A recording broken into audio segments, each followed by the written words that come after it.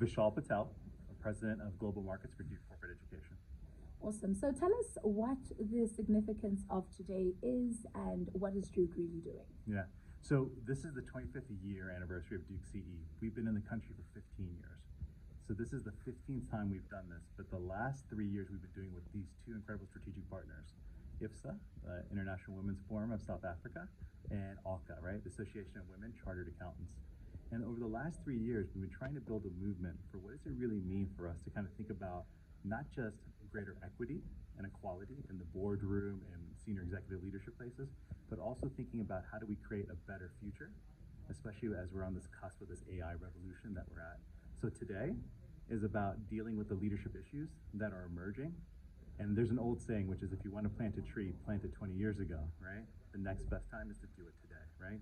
So today we're trying to plant the seeds for what transformation really means and harnessing AI in women's transformation. And tell us about the theme Yeah. of today. Yeah, so everyone is talking about AI, but the problem with AI is there's two parts to it. You can either have the promise of AI, which is like, oh, we're going to unleash entrepreneurship, new jobs, new creation, or there's the peril side of it. We're coding in bias, we're creating greater barriers that's there.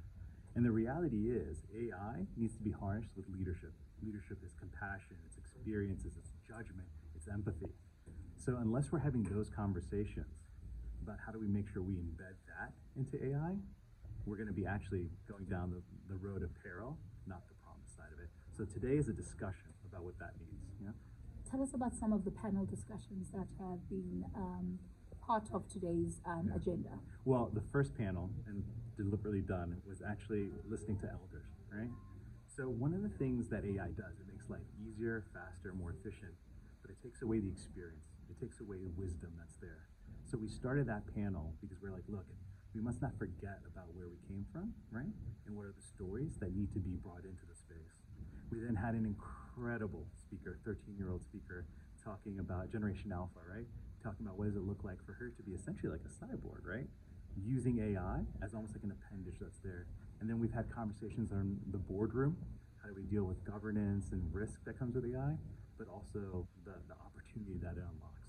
So those are some of the panels that we've had already this morning. Yeah? And tell us about some of the partners and the sponsors and the people you've worked with. Yeah, so we cannot do this event without two incredibly important partners. I mentioned them earlier, right? The International Women's Forum of South Africa, who is one of our strategic partners, and the other one being ALCA, the Association of Women Chartered Accountants. In both situations, you're dealing with the top leaders in South Africa who are really looking at what does it look like to evolve the economy, to create a more just and equitable future. And at Duke CE, our tagline is the future of leadership now.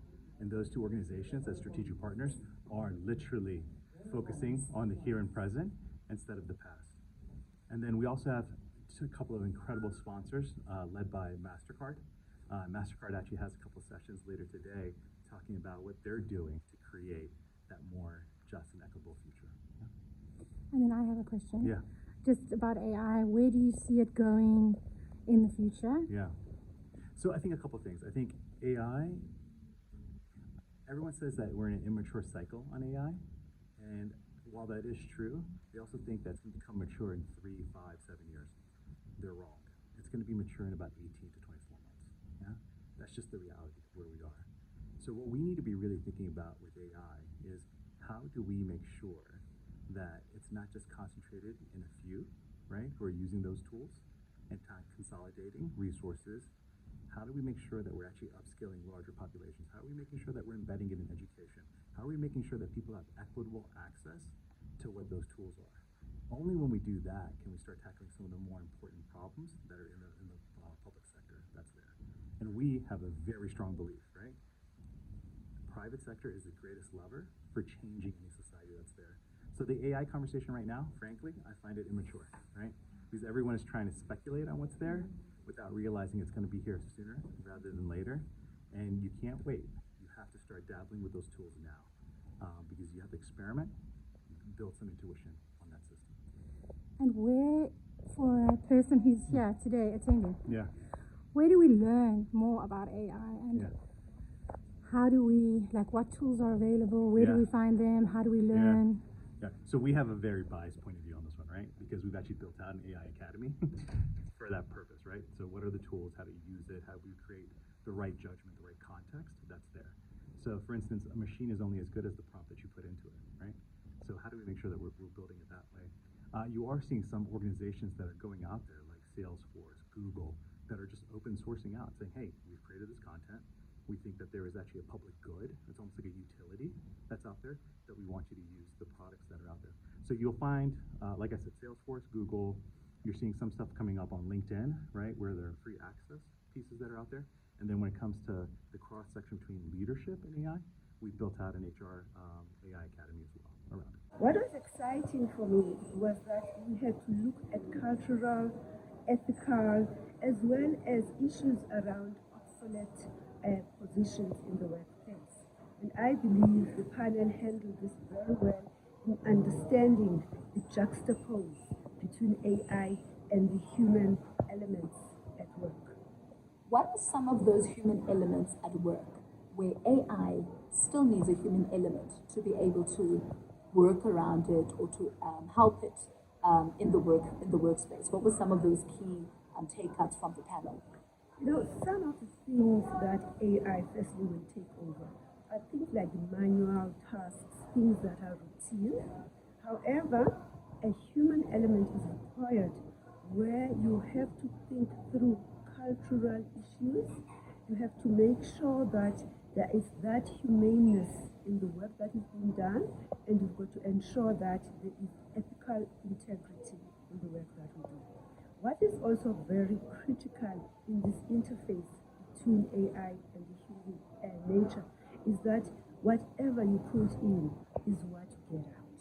So you've always got to remember that the interaction is people put into AI certain elements, and those elements have got to have integrity and ethical components.